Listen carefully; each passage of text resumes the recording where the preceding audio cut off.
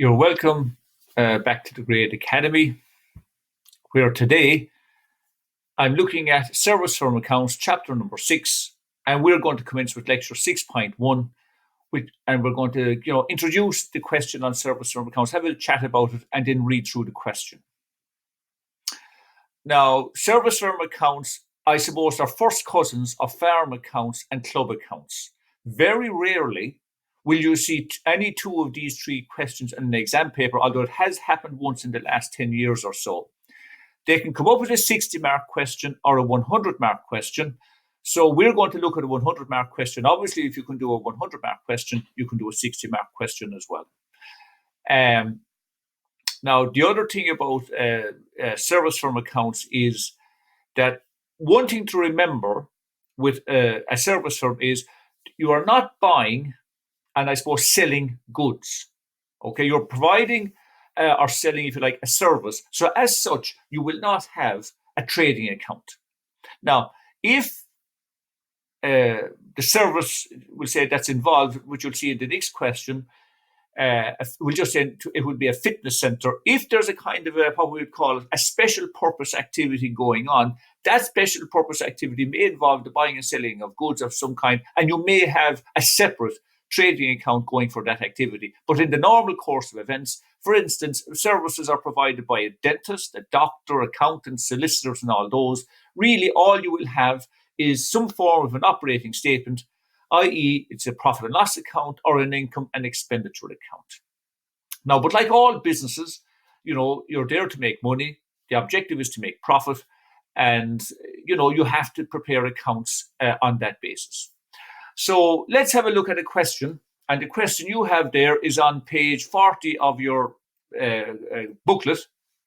And it's a fairly typical question, really, but a comprehensive question that I would say if you could do this question, you could do any questions on service firm accounts and probably kind of most questions on club accounts and also on farm accounts as well. Now, just reading through the question here, included in the assets and liabilities of Grimes Health Centre Limited on the 1st of the 1st, 2020 were the following. There was buildings at cost of €500,000.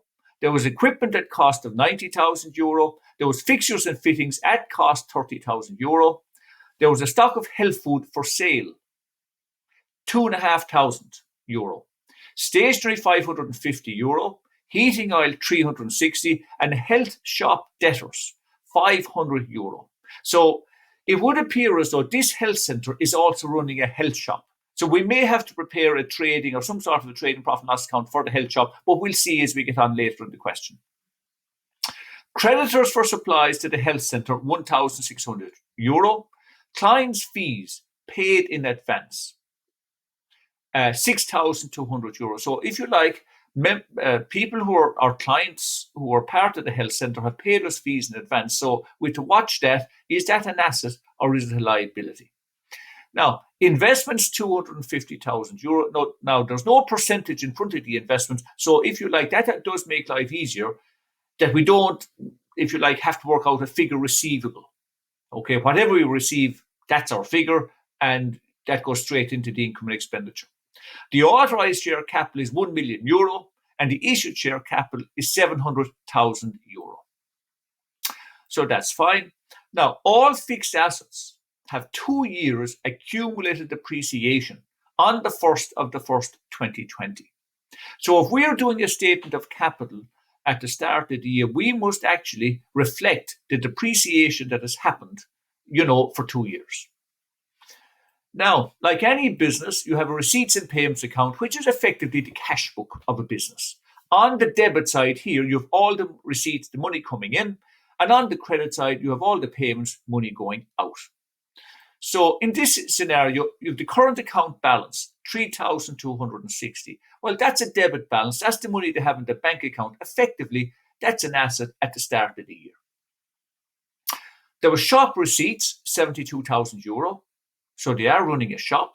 There was clients' fees. The actual receipts was €275,400.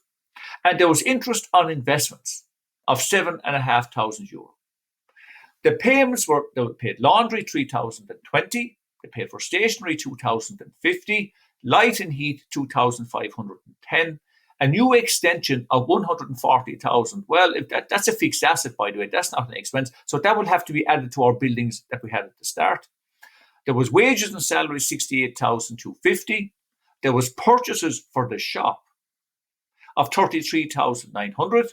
There was purchases, which are just regular supplies for the health centre, of 7,700. Insurance was 5,500. The cleaning was 3,100. The telephone costs, they paid 2,160. Equipment, 24,000. Now, don't forget, equipment is not an expense. It's a fixed asset, and therefore, will go into a balance sheet at the end of the year. Now, we looked at this as chapter 1, but this is a critical adjustment to be able to deal with whatever way it comes up. A bank loan plus 18 months interest at 6% per annum, and it was paid on the 31st of May 2020, and the full amount was 43,600. And then when we tot up the both sides, the receipts side is bigger than the payment side, so total 358,160, 358,160. So the balance carried down at the end of the year is 22,370, and that means that's the money that we have in our bank account at the end of the year. Now, most importantly, so there are the figures, and like all those figures are verifiable, if you like, and your client would have receipts and whatever else, invoices, to reflect those payments. Now, you'd also given this information, right? And like the whole question really, in terms of marks and all that, will always kind of revolve around how you deal with the adjustments. Now, the first adjustment very often is the closing stock at the end of the year was, for the shop was 2,350, and there was heating oil 300. The client fees due at the end of the year was 920. Client's fees prepaid for 2021 was 1,540 euro. There was electricity due at the end of the year, 540. The wages and salaries include a payment of 14,000 to a secretary.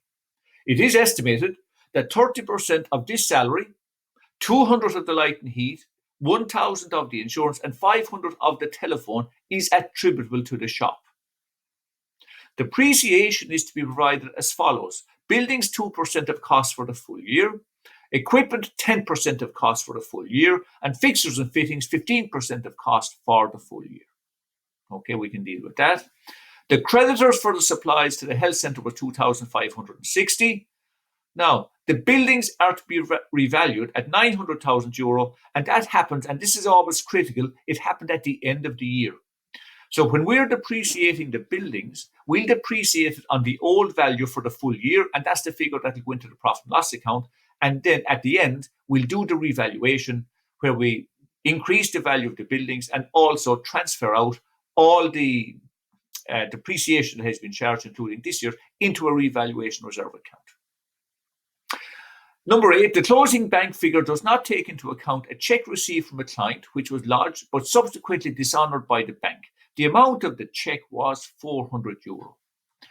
Now, okay, so we have a balance here in our bank account of 22,370, and obviously we have received in the 275,400 is included a cheque for 400 euro, okay, but has now been dishonoured. Now, you are not told that the amount is written off as bad, or it is a bad debt, or the client will never pay. So you have to assume in that situation that it's still going to be, the amount is still going to be due, and that we will receive it at some stage. Okay, now cleaning is done under contract payable quarterly in advance and includes a figure of 660 euro for November 2020 to January 2021. So obviously there's an amount prepaid, and we have to work out the amount of the prepayment. Now, you're required to calculate the company reserves on the 1st of the 1st, 2020. Calculate the profit and loss account, or the profit and loss from the health shop for the year end 31st of the 12th, 2020. Prepare a profit and loss for the year end 31st of the 12th, 2020. Now, that could be mentioned as an income and expenditure account or an operating statement. And then prepare a balance sheet on the 31st of the 12th, 2020. And then one bit of theory there, state 3 items of information that must be included in a director's report. And you will notice, I suppose, in this question that this was a limited company. So then there will be directors, who run that company. So they have obligations. The one other thing I will say here is in this idea, you must always establish the opening position of a business. To be able to prepare a set of accounts, you must know the opening position. Now, normally, what we will do is to get the opening capital, we will have our assets minus all our liabilities at the start of the year, and the difference would be our capital account. Okay? Now, however, we are told, we know if you like, because it's a limited company, we know what the issued share capital is. It is €700,000. So therefore, there must be some other missing figure. Sometimes that can even be accumulated depreciation, but it's not in this case, or it cannot be, because we are told what the accumulated depreciation will be. So we are actually told that missing figure, if you like, must be the company's reserves, which you would take to be the revenue reserves. Now, so then, working through it really, okay, we're still doing a statement of capital at the 1st of the 1st, 2020, in order to establish what is the missing figure, i.e. the reserves at the start of the year. Okay, so what is our statement of capital? Well, it's our assets. Now, we know our buildings are 500,000. The rate of depreciation is 10% per annum. I beg your pardon, it's 2% per annum. So 2% of 500,000 is 10,000. Multiply that figure by 2 years, and you'll get a negative here of 20,000. Our equipment is 10% per annum. So the equipment itself was 90,000. Multiply that by 10%, you get 9 by 2 years, and that gives you accumulated depreciation, by the way, which is a negative of 18,000, multiplied by 2 years. The fixtures and fittings is 15% per annum. So 15% by 30,000 is, if you like, 4,500. And by 2 years gives you the accumulated depreciation figure of a negative of 9,000. Now, then we're on to the straightforward ones, really. The stock of health food. Okay, we're given that 2,500, 2,500. The stock of stationery, 550. The heating oil is 360. The health shop debtors, our customers, if you like, owe us 500.